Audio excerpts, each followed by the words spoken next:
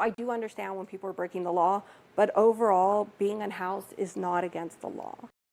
So we're talking about two cities tonight, not far apart, but both with their own ways of dealing with homelessness. I mean, it's a challenge we talk about all the time here in Albuquerque. Mayor Tim Keller actually addressed it earlier today as he's making it easier for nonprofits and religious organizations to host safe outdoor spaces. Those are the designated areas where homeless can legally camp. But the City Different is taking a different approach. Cassie Foote talked to homeless advocates in Santa Fe, and Cassie, they're definitely noticing the difference there. They are, and people in the homeless community are noticing too. So according to our partners at the Santa Fe New Mexican, Santa Fe County jail logs show city police have booked at least 19 people on misdemeanor counts of violating the city's camping ban from May through July. And over that same time period last year, no one was booked on suspicion of illegal camping. It's a packed house outside Interfaith Community at Pete's Place in Santa Fe, with dozens of homeless people waiting for a warm dinner. A lot of donations.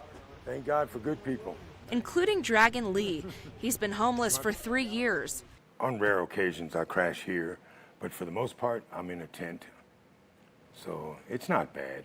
It's not bad at all. He says he and others in his community have noticed Santa Fe police cracking down on illegal camping. They've made camping a jailable offense.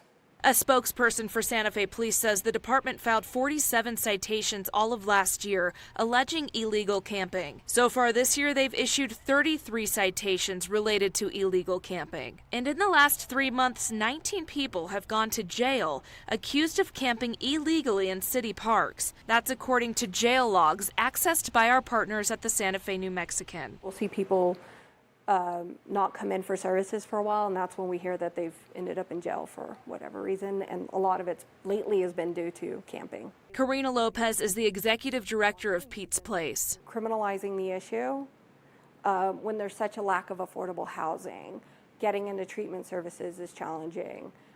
There's so many levels to it that it's not, criminalizing isn't the answer. That's why 2 weeks ago, Lee moved his tent from the city to the county.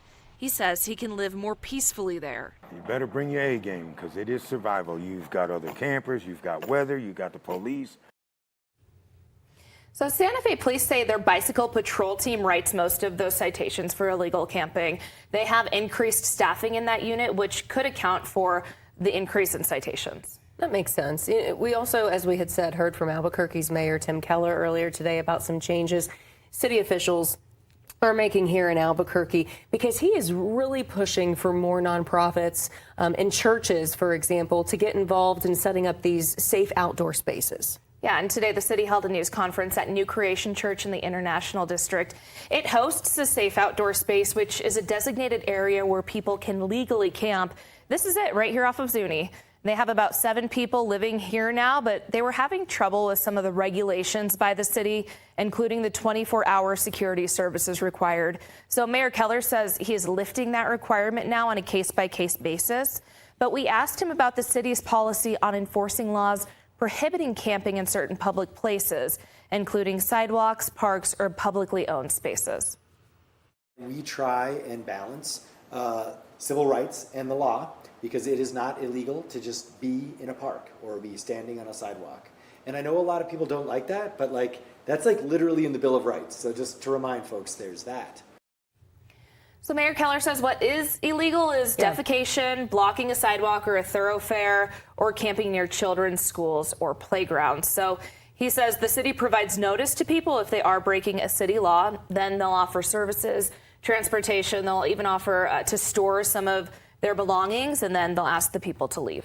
In those situations, the examples you laid out are more where we hear people complaining versus in camps. It's when they're on sidewalks and trespassing on private property. I wanted to ask you, though, if he had anything to say, because we also hear from people who get frustrated if people are just using drugs out in the open, what the policy is there.